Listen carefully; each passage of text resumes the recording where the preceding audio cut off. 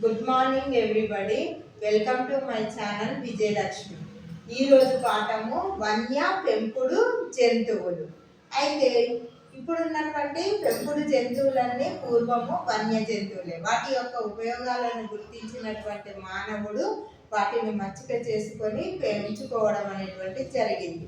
అట్లనే కోళ్ళను, గొర్రెలను, ఆవులను, గేదెలను, బాతులను మొదలైనటువంటి వాటిని పెంచుకోవడం జరిగింది. కొన్నింటిని ఆహారం కోసం, మాంసం కోసం, పాల ఉత్పత్తి కోసం, వీటిని పాల ఉత్పత్తి కోసం గొర్రెలు, ఆవులు, మేకలు, గేదెలు మొదలైనటువంటి వాటిని పాలు, మాంసం కోసం పెంచుకోవడం అనేటువంటిది జరిగింది.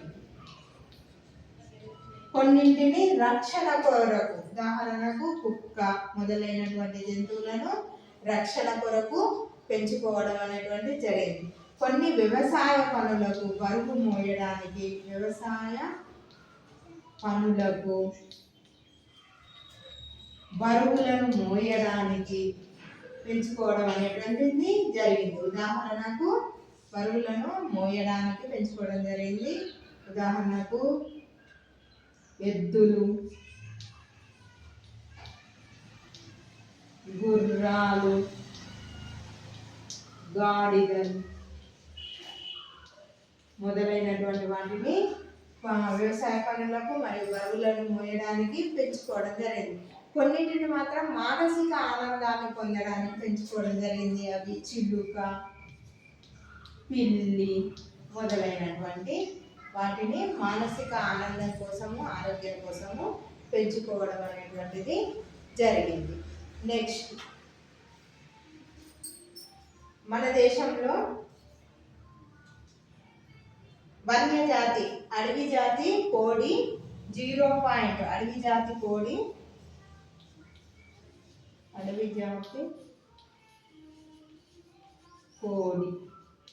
0.6 నుండి 0.7 కేజీల బరువు అనేటువంటిది ఉంటుంది. అది 12 నుండి 20 గుడ్లను మాత్రమే ఇస్తుంది. కానీ పెంచుకొని సంకరణం జరిపినటువంటి కోడి, ఆధునిక కోడి ఎంత 3 నుండి 5 కేజీల బరువు ఉంటుంది. 300 గుడ్లను ఇస్తుంది సంవత్సరానికి. అట్లా మంచి సంకర జాతి కోడి అనేటువంటి పెంపుడు కోడి డెవలప్ చేసినటువంటి ఆధునిక కోడి అనేటువంటిది 3 నుండి 5 కేజీల బరువు ఉంటుంది. సంవత్సరానికి 300 గుడ్లను ఇస్తుంది. నెక్స్ట్,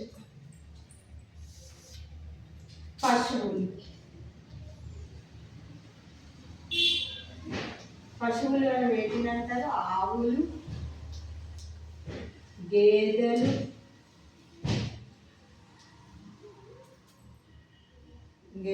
వీటిని పశువులు అని, ఆవులు, గేదెలు వీటిని పశువులు అని అంటారు. వీటినే లైవ్ స్టాక్ అని అంటారు. లైవ్ స్టాక్, ఈ పశువులనే లైవ్ స్టాక్ అని అంటారు. వీటిని దేనికోసం? పాల కోసం, మాంసం కోసం అనేటువంటిది పెంచుకోవడం అనేటువంటి జరుగుతుంది. కొన్నింటిని మాత్రం వ్యవసాయం కోసము ఉపయోగిస్తారు. మన దేశంలో ఎక్కువ ఆవులు, గేదెలను పాల కోసం అనేటువంటిది పెంచడం అనేటువంటి జరిగింది. ఈ సంకర జాతి ఆవులు, గేదెల వల్ల ఎక్కువ పాలు అనేటువంటివి ఉత్పత్తి అవ్వడం ఆవుల వల్ల ఎక్కువ పాలు అనేటువంటివి ఉత్పత్తి కావడం జరుగుతుంది. ఈ గేదెలు వీటిని మాత్రం వ్యవసాయంలో బరువులను మోయడానికి ఉపయోగిస్తారు. కానీ పాశ్చాత్య దేశాలలో బరువులను మోయడానికి గుర్రాలను ఉపయోగిస్తారు. నెక్స్ట్, గొర్రెలు వీటిని ఉన్నికి, మళ్ళీ ఆవులు గేదెల యొక్క చర్మాన్ని, తోలు వస్తువులను తయారు చేయడానికి ఉపయోగించడం అనేటువంటిది జరుగుతుంది. నెక్స్ట్, కోళ్ళ పరిశ్రమ.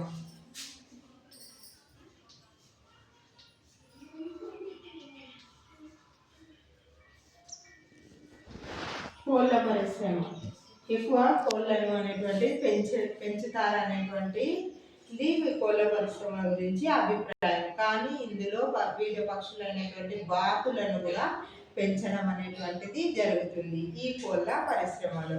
కోళ్ళ పరిశ్రమ యందు పెరిగినటువంటి కొన్ని కోళ్ళను గుడ్ల ఉత్పత్తి కోసం మాత్రమే పెంచడం అనేటువంటిది జరుగుతుంది. వీటిని లేయర్లు అని అంటారు. కొన్నింటిని మాంసం కోసం మాత్రమే పెంచడం జరుగుతుంది. వీటిని బాయిలర్లు అని అంటారు. అయితే ఎక్కువగా కోళ్ళ యందు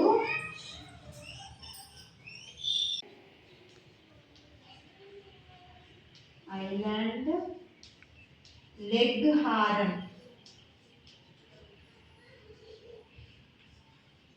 అనేటువంటి జాతులు ప్రసిద్ధమైనవి. రోడ్ ఐలాండ్ లెగ్ హారన్ అనేటువంటి కోళ్ళ జాతులు అనేటువంటివి చాలా ప్రసిద్ధమైనటువంటివి. అదేవిధంగా ఈ పశువుల యందు ఆహార ఉత్పత్తిని పెంచడానికి ఆధునిక డైరీ ఆవు అనేటువంటిది